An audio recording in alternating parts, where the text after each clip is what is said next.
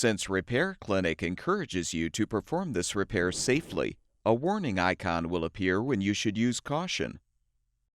Before you replace the Ratchet Pawl spring in your snowblower, make sure the engine has cooled. Use a 3/8-inch socket to unthread the 3 mounting bolts, securing the chute handle and the chute itself.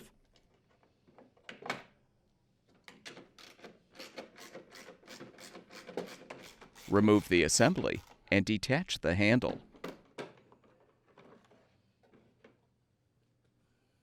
Using a Phillips head screwdriver, unthread the screw to release the chute ring seal. Unthread the 2 front housing mounting screws.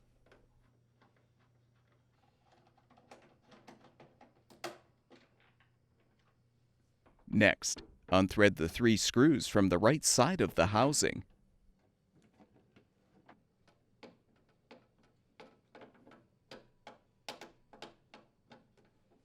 Use the 3/8-inch socket or nut driver to unthread the mounting bolt, securing the housing to the rear bracket. Next, unthread the screws to release the 2 retaining clamps, holding the housing to the handle.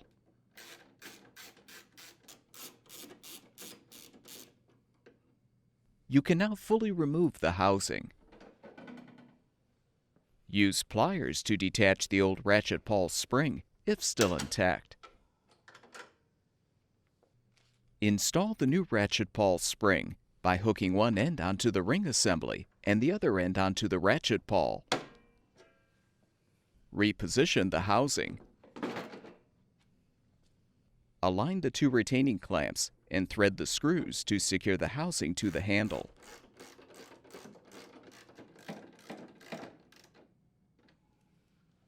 Rethread the mounting bolt to secure the housing to the rear bracket.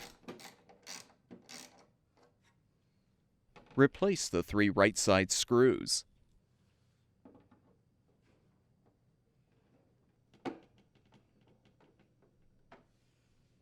Rethread the 2 screws securing the front of the housing.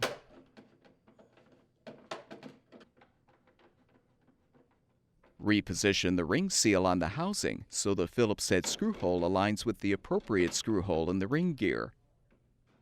Thread the screw. Realign the handle on the chute, then reposition the assembly on the ring seal, and thread the 3 mounting bolts to secure.